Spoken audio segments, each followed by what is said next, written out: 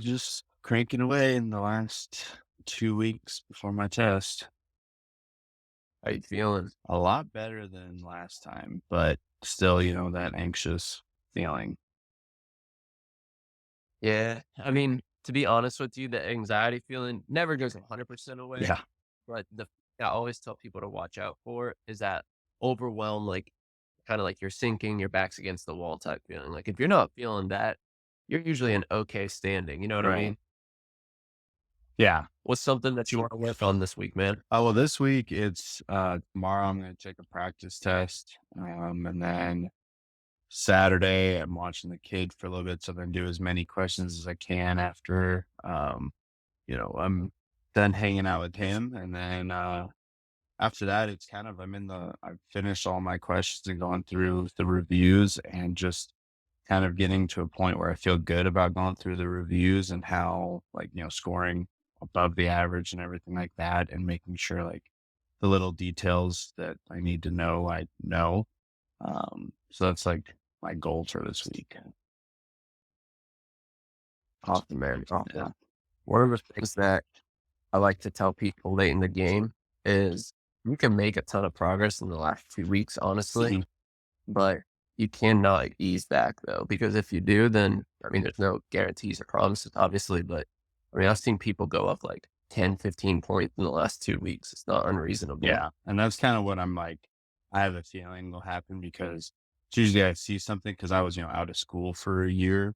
And so it's like I see Sure. something and I'm like, oh yeah, that's right. And next time I see it, I'm like, oh, that's what that is. I remember that now. So that's what I have a feeling will Right. happen these last 2 weeks. Which practice tests do you have lined up to take?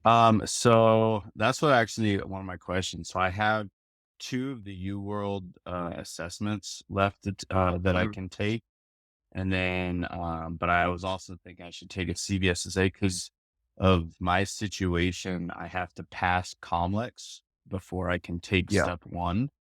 And so that's why I'm like, well, I definitely want to take one of the UWorld assessments. And then depending on timing, because I only got 12 days left, should I take a CBSSA or try to take both the other assessment and a CBSSA? I would take both, man. Honestly, like the thing that people don't realize, and I was just talking about this the other day, actually. Probably the biggest thing that I would change if I redid my own preparation for boards is taking practice tests. And I don't know if it was a little bit of me being scared, a little bit of me not knowing 100% how many to take, what to do, etc. But I have never seen somebody regret taking an additional practice Yeah. test,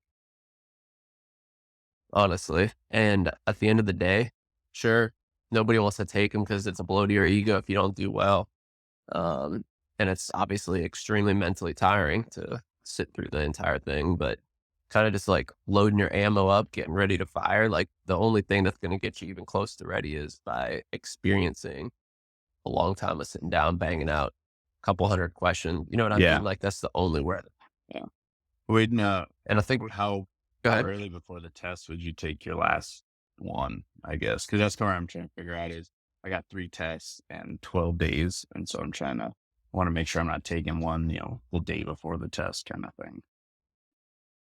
No, definitely. I wouldn't take anything the day before. And even 2 days before is cutting it pretty close because you don't really have time to even review that. Yeah. Um, I'm okay with students taking their last assessment 3 days prior Okay. if you're comfortable with it and you don't feel it's gonna burn you out. Obviously, everybody's different, but I'm personally fine with that. Okay, cool. I'll do that then. What's been some of your weak points lately, Mary? Farm, is one of my weak points, but that's getting a lot better. I think the issue I was having prior was kind of categorizing and like recognizing the drugs. Like, oh yeah, that's a antidepressant, or oh that's this, and now I'm better at recognizing what it is. And then from there, now saying, okay, this is its mechanism of action, and then adverse reactions. So I think that at first it was just getting through and going, I don't even know what that drug what is or what classification, and now I know what it is. Is kind of where my weak points were, and then now I'm trying to get that up and then micro was also another one, but that one I'm getting better at because I for the bacteria, I'm not I was having trouble because I needed to do the flow charts, and, like, if I can do a flow chart, I really know what's going on then, so now that I'm starting to make that again, I'm getting better at them. Dude, honestly, you hit the nail on the head right there. Because at the end of the day, if you know it well enough to sit there and I don't know if you saw my post or not in the group chat the other day, but if you can basically recreate a method of low key type appearance of all those flowcharts in your head, and you can mentally walk through in your mind's eye how, okay, let's break down gram positives, let's break down gram negatives, what falls under bacilli. You know what I mean? Like if you can Yeah, run through that process in your head, dude, you're unstoppable. You know micro to the level that they can ask it to you in terms of classifying and giving you kind of generic symptomatology on the question. So let's say that they say somebody's got diarrhea and they only give you 1 gram negative rod as an answer choice, but then they give you a picture of that. Like, bro, that's a home run right there. Like, you don't even need to read the rest of it. You know right. what I mean? So that's kind of like what separates the students that know it based off of the buzzwords from Sketchy versus the people that are firing from the hip. They know it well enough that they could pick it out of a cloud. You know what I mean? Like Sketchy is obviously phenomenal and I'm always going to be a fan of it. But one of the trends I've seen in recent years is that the test writers are straying away from the buzzwords that are in Sketchy. So they're really relying on, do you actually know comprehend? You know what I'm saying, man? Yeah, that's kinda what I've noticed too is, like, they're going away from, the buzzwords and now going, "Do you know what tests we do to identify this?" Dude, I remember sitting down and this is probably, I don't even know. This has got to be like at least 6 years ago now. And I'm sitting here and I see a question. It's about a Prussian blue stain. What on earth is that? You know what I Yeah, mean? yeah, This is probably like, I don't know, I'm 3, 4 weeks out from my step one. I'm like, man, where have I seen this before? What, like, is this something bacteria? Is this something for like sideroblastic anemia? yeah, Like, is this something about somebody that's got alcoholic cirrhosis and now they have ring sideroblast? I don't know. You know what I mean? Like, yeah, and so knowing those stains, being able to differentiate them, knowing how they fall into the heme onc stuff as well as the stains they use for the micro. I mean, that's just easy, easy points on your exam. And some of that stuff like really does not show up in Sketchy, honestly. yeah, I hear you. I'll let someone else ask some questions now since that was kinda my big thing. Awesome, man. Awesome. Let me see if I can figure out how to give somebody else the microphone here. All right, Visa, let me know if you can hear this, if you can talk. If you have any questions, feel free to let me know. If not, we'll move on to someone else. All right, we'll come back. I'll try Fatima. Let's see. I just sent you an invite to speak. Let me know if it works for you. I'm still trying to figure out how the spaces thing works. This is my first time ever doing one of these, so hopefully it's helpful for y'all. I see a message from J. Zach Thatcher. Any advice on how to bolster application for reapplication during the first months of intern year? All right, that's a phenomenal question, man. Phenomenal. So one of the things, and don't quote me the numbers off the top of my head here because it's been a minute since I saw the study, but students that went unmatched to their preferred specialty, and let's say they matched into a prelim year or a transitional year or whatever it may be, and they came in with a off the wall step 3 score, that actually made a pretty significant difference. If you're just taking step 3 and you're already in the specialty that you desire, it's not going to make much of a difference in the long run. Sure, it may help very, very marginally for your fellowship application, very marginally. And I think it's overestimated the impact that it has because, I mean, after talking with some fellowship directors, most of them don't genuinely care that much about your step 3. Um, sure, it's a factor they consider, but they're going to be looking more at who vouched for you, what's your letters of rec, what kind of accomplishments have you put pen to the paper in the last few years of residency. So those are the things that they're really looking for.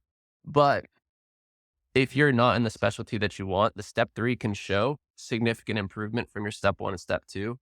And that can actually show that you stepped up your game. If you're able to crush step 3 while you're going through a tough intern year, that says a lot about you, man, honestly.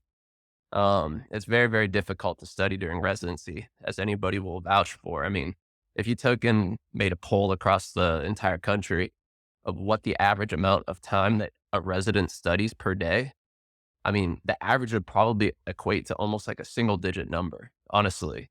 And it sounds ridiculous because obviously there's some people that study 20, 30 minutes a night, an hour a night, whatever. But if you're taking all specialties, all surgical residencies, all medicine residencies, everybody else clumping them together, I mean, I know just from personal experience of residents I've worked with, residents I've interacted with, friends that are in residency, a lot of people are not putting in that much time to study unless they're coming up on a few months away from their boards. I mean, sure, you might look over a few things before the next day, but it's not like the step one, step two, step three grind. It's totally different vibe. And if you can actually crush through and follow through with a methodical strategy, study frequently, and crush your step three, that's the easiest way to show significant improvement. Other ways to bolster your application is you need to go through and see what it was that you were lacking the first time. Obviously, this is a tough conversation to have, but there's going to be something that sticks out. You know, in the back of your mind, what it was that you were missing, most likely. And if your CV is super strong, maybe it was just your interview experience. So that's something that you could work on is go through multiple interviews. But if you look through your CV, if you kind of check off in your head, all right, or my grades where they needed to be, check. Do I have the research that's at or above the median amount for the required amount for my specialty? Check. Do I have any type of philanthropy on my CV? Check. Do I have at least 80 to 100 hours of philanthropy?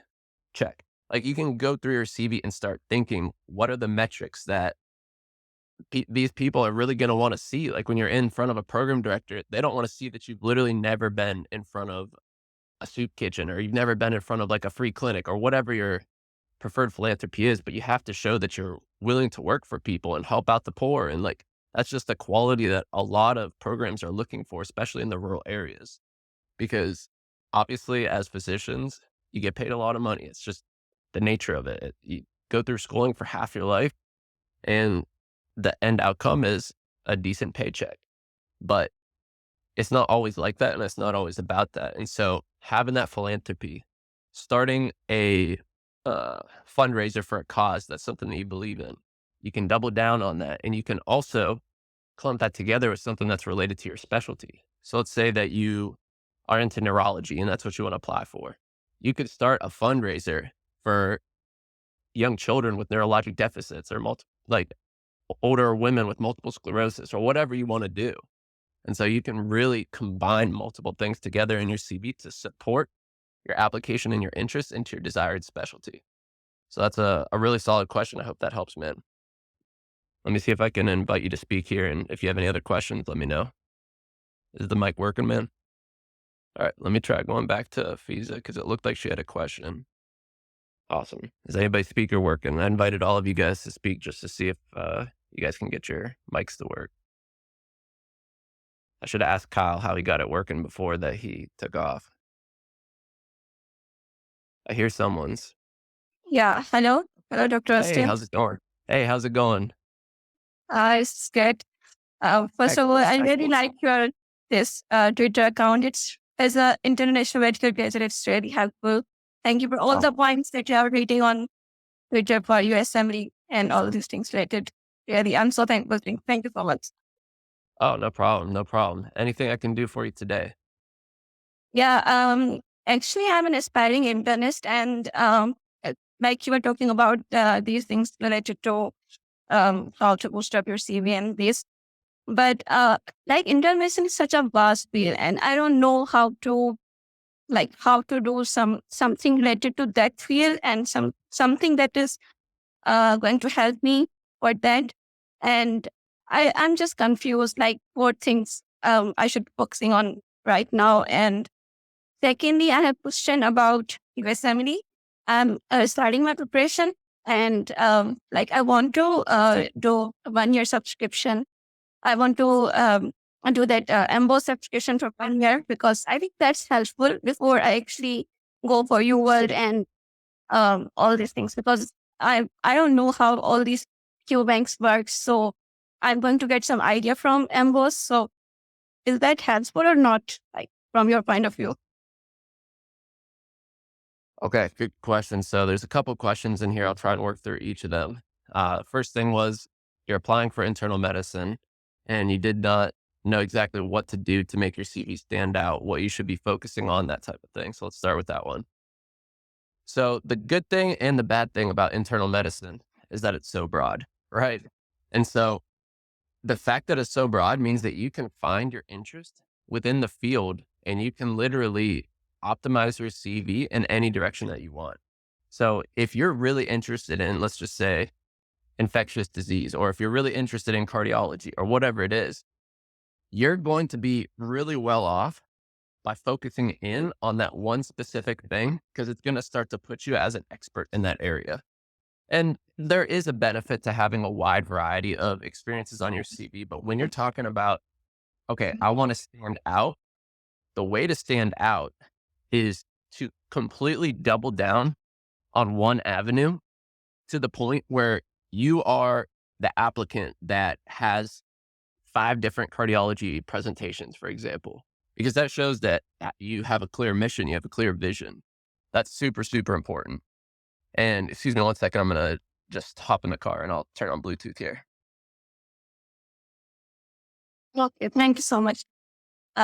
So moving on to my second question about QBanks. Let me see. Are you able to hear me? Yes, we can hear you. Let's see. Can everybody hear me? Yes, we can hear you. Before I keep going, I want to make sure y'all can hear me to make sure that I'm just not talking to 0 people. Yeah, we can hear you. Okay. Awesome. Thank you, man. All right. To answer your second question, is AMBOSS good? What should you do with question banks? So short answer is yes, AMBOSS is solid. Long answer is it's going to depend on where you're at personally. And so if you're just starting out and you have not reviewed all, or at least a large percentage of the concept for your exam, then it might be useful to double down on content for a week or two, get through as much as you can, and then start your question bank. But that's going to really depend on how you do when you literally just launch the question bank and dive into it. So if you're scoring like 25, 30% on your questions, you clearly just don't really know enough to be tackling questions. But let's say you start your question bank, you're scoring 50, 60, 65%, then you're at the right point where the questions are going to be really valuable for you. But I don't think that there's a ton of use in students doing questions if they're scoring like 25 to 30%, because you're essentially just guessing on the majority of it and you're not making educated guesses yet, which is fine. And so can AMBOSS help fulfill that role? Yes, it absolutely can. Is it as high yield as UWorld? No, it's not. I mean, I remember seeing things on AMBOSS that I had already been through all of UWorld like 2 or 3 times at this point, and AMBOSS was starting to just take off. And I went in there and I started working on some of my weak points. And there was literally stuff that I had never seen or even heard of that could possibly be a question or a concept that was tested on the exam, like within my first block on AMBOSS. And so is that useful? Yes, it can be if you're trying to nail down those last few digits of points. But is that something that I would recommend somebody that's just beginning to double down on? Possibly not, because you could be wasting a lot of time focusing on stuff that is like maybe only the top 5 or 10% of people would need to know to get to the next echelon of score in the exam. Like I remember them talking about aortic valve pressure gradients and stuff like that on my questions for cardiology. And I'm like, dude, I have never seen this anywhere. Like, how would I even know that that's an indication for an aortic valve replacement, you know? And some of those things do show up on exams from time to time, but is it something that is tested on 90% of exams? No, obviously not. So I think the shorter answer to your question is what's better, UWorld or AMBOSS? UWorld will always reign supreme. But again, if you take your first set of questions and you're scoring like 25%, then it's not going to be even that useful for you yet. So I hope that helps. Let me toss the mic over to Peyton here Thank you so much. and we'll try and spread the knowledge. What you got, man? Like, Oh. you want me to answer like what she was touching on, or No. like What- if I had a different question? Yeah, what kind of questions you got, man? Anything that you want. Oh, I was just gonna ask, because I'm kind of in between waiting for my steps. Obviously, waiting for my step score to come back. Sure. What's like your maybe your like top 5, like if you get a new med student on surgery rotation, like what are you looking for in terms of like from a medical student's perspective, like what are 5 things that like might make somebody stand out or make like make you I guess what are 5 things I could look to do like outside of what is on the website already that you might think is Sure. useful? Dude, that's a phenomenal question. So the first thing that you want to get used to as a student on a surgery rotation, and this will save you a lot of time, keep you organized, as well as also be really useful for the team, is learn how to write fishbone charts. If you haven't seen those yet, if you need to like take a few minutes and check them out on Google, type in fishbone charts for laboratory values.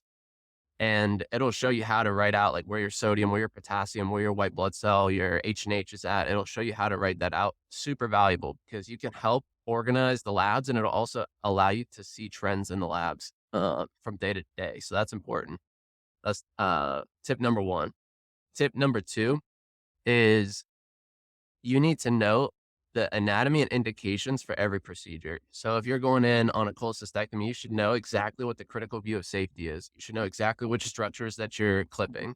You know what I mean? Like it sounds very, very basic, but the volume of medical students that don't have a superb grasp on the anatomy going into the operating room, it just shows that it's a easy way to stand out because if you know if you go in there and know that, you've met the baseline criteria and metric for the attending and resident to take you seriously. That's kind of like what it comes down to. Because if you look at it from the perspective of the attending or the resident that's teaching you, and you didn't do the baseline, it's going to make it less appealing for them to put in extra additional effort to teach you the intricacies or to sit there and teach you how to suture if you didn't actually put forth the effort to even know the basics. You know what I mean? So that's tip number two. Tip number three is if you can get your hands on like a suturing kit, so just like a needle driver, some pickups, maybe just like a 3/0 vicryl stitch, and then some of that fake skin or fake tissue. I mean, watch one or two videos on YouTube, figure out how to hold the tools because you don't have to have a high level of skill to be on your surgery rotation and just impress everybody. Because obviously, no matter how much you practice at home, never the same as doing it on an actual patient. But also, you don't want your first trial to be on an actual patient. Like you want to at least know how to hold stuff, at least know what angle to put your needle driver at least know how to rotate your wrist when you're trying to push the stitch through. That's another like really easy thing that you can do to stand out because it seems kind of crazy, but there's a lot of students that roll in that have never held a piece of suture even in their hand. And if you really want to stand out, then you can learn how to do 1 and 2-handed ties. Um, I think that that is something that anybody that's even remotely interested in surgery, if you go into your surgery rotation and you've never tried to learn 1 and 2-hand ties, then you need to hit the books and figure it out for a little bit. I mean, you can watch YouTube and learn it in 2 or 3 days of practice, but you want to be at least confident enough that you know the steps. So you're not kind of just sitting there in a daze when you're in the operating room and they tell you to tie a knot or they tell you to put a stitch in. You know what I mean? And obviously, everything is a graded experience. They're going to give you the level of autonomy and exposure as you put yourself in position to experience. I've had students many, many times that I get them hyper involved in the surgery. I'm letting them throw in suture. I'm letting them ligate stuff. Like that's awesome for us. Like we love to have students that are that engaged, but I've also had students that just sit there with their hands rested on the Mayo stand the entire time because they showed zero interest or they showed zero preparation. And so just doing a little bit extra and knowing kind of the motions that you should be experiencing, like you could practice tying, just grab a suture, grab a 2/0 silk suture, tie it around your scrub pants string, and you can sit there and practice tying while you're just sitting there bored. Like you can just throw knot after knot after knot after knot. Like I used to do this all the time. I literally just grabbed a 2/0 silk or a 2/0 nylon or whatever you want and just practice the motions of tying. And obviously it's going to be a little bit different once you get gloves on, but you at least know the motions confidently enough that you can just throw one in at the drop of a dime. And that will really, really make you stand out. Absolutely, man. Um, Let me think of some more things here, man. Really, another thing that is kind of make or break for me with students is if they give up on trying to read their own scans. So, like, if we have a patient that has a CAT scan, a CTA, or whatever it is, you should be looking at it if you're going to the operating room with that patient. And I don't expect you to know all the different parts of the scan, the different organs, like the different vasculature. Like, I don't expect that to be perfect. but you should be looking at every single pre-op scan and comparing what the radiologist said in the report to what you personally see. That is the best way to get more proficient at reading CT scans. And then just ask your resident, be like, yo, can you sit down with me for 20 seconds and explain to me why this is diverticulitis or why this is an aortic thrombus, whatever it is. If you do that, I mean, that shows such a high level of interest that I guarantee you some resident is going to be shocked that you went that small bit above and beyond, because a lot of people just rely on the CAT scan official reads, especially as students and younger residents. So if you're out here trying to actually interpret the imaging yourself, you're going to make a really strong impression. Those are some of the things that just come up to the top of my head, man. I mean, there's always other things like knowing your patient's labs before you go to the OR, knowing what kind of glove sizes that you wear so that you're not fumbling around whenever you hand the scrub tech your gloves. Introducing yourself to the patients, making sure that they feel comfortable with you being part of the surgery. Like all those kind of things are important as well. But if you can nail all these points, I mean, you're going to walk into your first surgery rotation and look like a superstar, because there's a fairly low bar of expectation for people that are on their very first rotation, especially if it's a surgery rotation, because the attendings, the residents, I mean, at least the younger ones, they're going to remember what it's like being in your shoes and like really being clueless in the hospital. And then if you want to take it another step further and kind of get your feet underneath of you, you could even go to the hospital the 2 or 3 days prior to being on the wards and actually explore where you're going to be, where the OR is, introduce yourself to people, ask a resident if it's okay if you tag along, like whatever you want to do to kind of get your feet underneath of you so you're not just walking around lost the whole time. Does that answer your question, man? Does that help a little bit? Yeah, I think that's all really good tips. I've been working on, because like right now I got like a couple weeks of downtime, so I've been working on like a variety of things, but trying to spend like 30 minutes to an hour a day just like working on suturing and hand tying. And I've been working on like palming the needle driver, which has been like different from how I was originally taught how to suture. That's just beside the point. What do you recommend for like prepping for actual cases, like in terms of the anatomy? Like, is there Yeah. something I should look, like a resource I should get, or So that's a good question. Number one resource I would say is, in terms of PIMP questions, is Surgical Recall. It's a relatively cheap book. I think I even have a PDF I could send you as well if you remind me. Um, but Surgical Recall is really solid. I mean, let's say you're going on to a cardiothoracic rotation, for example. You could literally just go through the entire section on cardiothoracic and you would know a lot of the PIMP questions that you're going to be asked about the anatomy, about the procedure, the indications, that kind of stuff. That's step number one. Step number two is you always want to try and watch a video of the surgery the night before.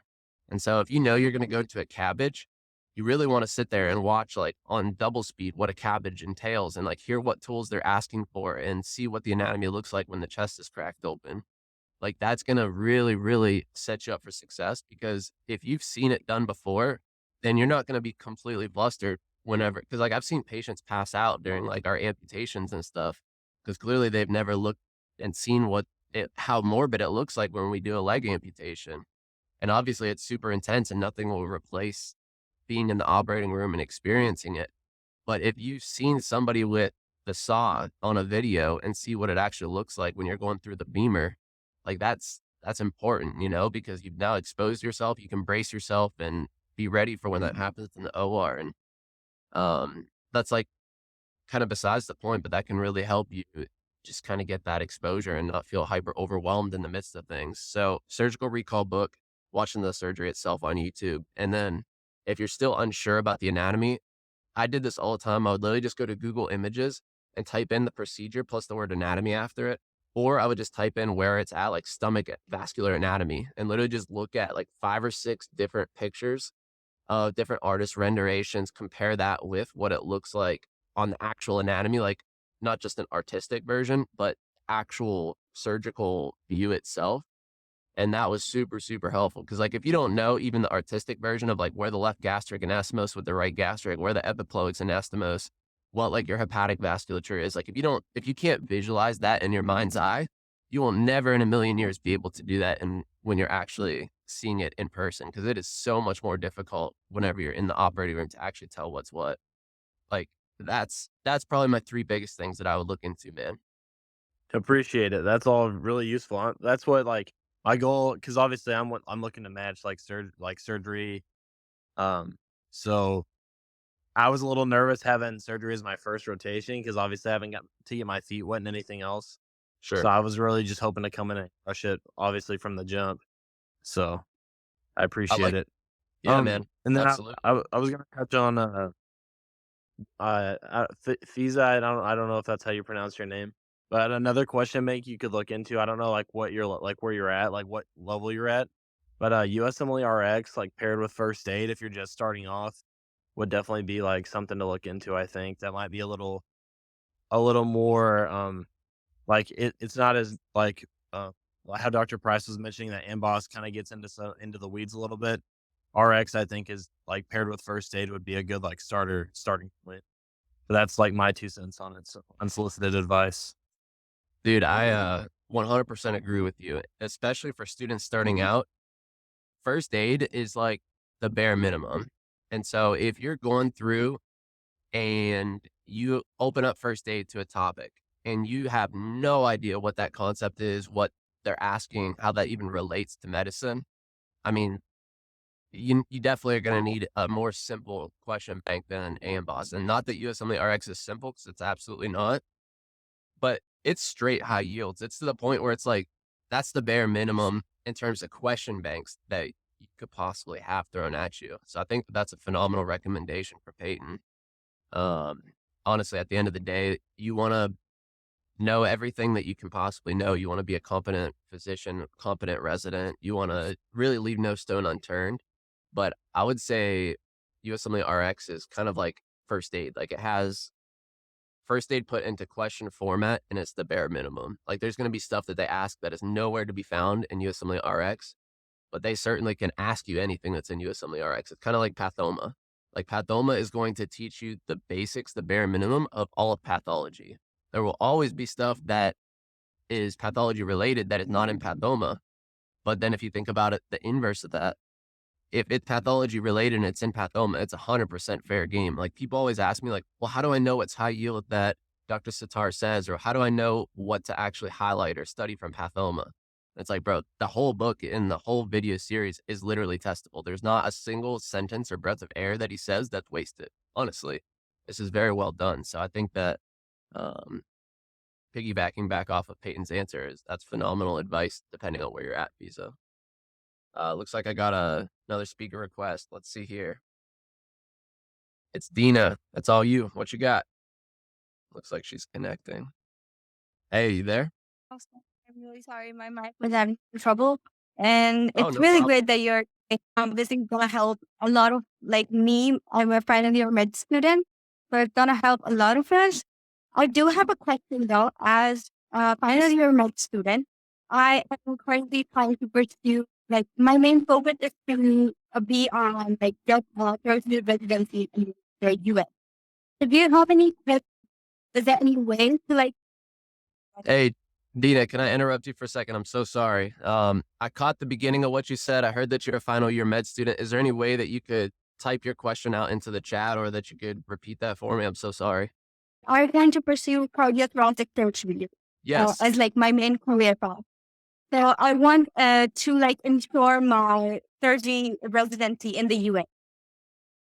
Okay. But I heard that it's a very I heard it's very difficult to get surgery residency that too in the US. Yes. So is there any tips or tricks that I could follow to, make myself better than her? So there is 100% a lot of competition for cardiothoracic residencies in the US. My question to you is you have to consider, are you competitive enough to apply for an integrated residency, or do you want to go the general surgery route and then match into cardiothoracic surgery that way? That's a question that you need to ask yourself. I don't know your personal situation, so I don't know kind of where you're at score wise, where you're at research wise. Currently, I have done 2 researches, and I want to do like the main competitive part. As a person as me, I'm very competitive in whatever I want to achieve. So if there's no, if there's no race, then I cannot do that stuff. So if it's race, it's adrenaline rushing, that's what I'm going to do. You there, Dr. Price? Oh, sorry about that, man. What was the last thing you heard? I think you've been muted for a minute. Oh, man, I've been talking this whole time. I'm so sorry. Nah, you're all good, bro. Shoot. Well, I guess she bounced, so she probably figured that my mic wasn't working or something. But oh well. Anybody else have any questions? This is the first one of these spaces that I've done before, so I appreciate everybody sticking through with all the technical difficulties. I think I've given everybody permission to have the microphone, so if you have any questions, feel free to shout them out. If not, we'll call it a day. I was gonna ask you this just as like more of an opinion, because there's like really nothing on it. But do you think that there's like a curve associated with like step exams? Oh, 100%, man. 100%. It's very, very evident from seeing just thousands of practice test scores over the year, as well as where people end up on the score curve after they take it. I mean, you can literally go up like, let's say 10% in your questions from like a 72 to an 82, and you can go from a mediocre / barely passing score to being ahead of like 50% of the pack with literally just scoring 10% higher. It's a logarithmic scoring curve. So let's say you go from, if you want to go from a 260 to 270, you literally might have only one or two differences of questions on your block, like from somebody else. It's very, very, very skewed once you start getting to the edges of the spectrum. Like I've had students score in the 270s, and they literally were barely scoring higher than the other students, like in terms of percentage wise, they got 260s. It's a 10-point difference, but maybe it's one extra question per block. But the reason is because nobody else is doing that. Literally nobody. So to answer your question, it's definitely a very curved test in terms of where you're going to end up based upon how you score. Most people are going to be able to get into the 60s at a bare minimum with their USMLE preparation. And so that's why you only need into the mid 60s to pass the exam, because they obviously want about 90% of the people that take it to pass. And so they want to put the metric at where 90% of people are going to be able to reach. Like if you're going into your step and you haven't scored above a 50, you're obviously not going to pass it. But the average student is going to be able to get into the 60s. And so that's about where you need to be to pass the test. You want to pass with confidence. Obviously, being higher is better always. But does that answer your question? I don't know if that was what you're looking for or not. Yeah. The reason I ask is, I took mine obviously 2 weeks ago, and USMLE is on like a score, like a grading break, yeah, I guess MBME. I don't know. They're on like for step one, it's like a 6 or 8 week like break. So I won't find out for another 2 weeks if I passed or not. So I was just obviously you just sit around and think about stuff a lot. So I was just curious on what your thought was on that. Dude, you 'Cause broke the scale. You broke the scale, man. Yeah, that's the dream. Because the other thing, I mean, you sit there and think about like after the exam, like obviously the easier the some questions like stick with you a little more than others. So Oh, for sure, man, for sure. And you're always going to be able to think of stuff afterwards that you missed. I mean, I still remember even just like walking out into my break on one of the sections afterwards. I'm like, dude, I for sure fumbled the bag on that question. I mean, you're always yeah, I focused on missed a stuff. uterine fibroid question. I'll never forget it now. Dude, speaking of uterine fibroid, I just saw that picture of I don't know if you've seen it or not yet. I think it's actually part of the step 2 bank where it's the uterine rupture with the baby's hand popping out of it. It's like such a classic UWorld picture that has traumatized students for like the last 5 years. Have not seen it yet, but I'll be keeping. I'll let you know when I do. Dude, yeah, Yeah, you're gonna it's see it not- and you're gonna be like, "Oh, Austin told me about that." All right, well, hey guys, I'm about to call it a quits. Thank you so much for hopping on. I'll try one of these again later. This is pretty fun. yeah, thank you so much. It was really fun. 2 weeks before my test. How you feeling? A lot better than last time, but still, that anxious feeling. Yeah, I mean, to be honest with you, the anxiety feeling never goes 100% away. Yeah. But I always tell people to watch out for is that overwhelm, like kind of like you're sinking, your back's against the wall type feeling. Like if you're not feeling that, you're usually in okay standing. You know what I Right. mean? Yeah. What's something that you want to work on this week, man? Oh, well, this week it's tomorrow I'm gonna take a practice test. And then Saturday I'm watching the kid for a little bit so I can do as many questions as I can after I'm done hanging out with him. And then after that it's kind of I've finished all my questions and gone through the reviews and just kind of getting to a point where I feel good about going through the reviews and how scoring above the average and everything like that and making sure like the little details that I need to know, I know. So that's like my goal for this week. Awesome, man. Awesome. Yeah. One of the things that I like to tell people late in the game is you can make a ton of progress in the last 2 weeks, honestly, Mhm. but you cannot ease back though, because if you do, then I mean, there's no guarantees or promises, obviously, but I mean, I've seen people go up like 10, 15 points in the last 2 weeks. It's not unreasonable. Yeah. And that's kind of what I'm like, I have a feeling will happen because it's usually I see something because I was, out of school for a year. And so it's like I see Sure. something and I'm like, oh yeah, that's right. And next time I see it, I'm like, oh, that's what that is. I remember that now. So that's what I have a feeling Right. will happen these last 2 weeks. Which practice tests do you have lined up to take? So that's what actually one of my questions. So I have two of the UWorld assessments left that I Mhm. can take. And then, but I was also thinking I should take a CBSSA because of my situation. I have to pass COMLEX before I can take Yeah. step one. And so that's why I'm like, well, I definitely want to take one of the UWorld assessments. And then depending on timing, because I only got 12 days left, should I take a CBSSA or try to take both the other assessment and a CBSSA? I would take both, man. Honestly, like the thing that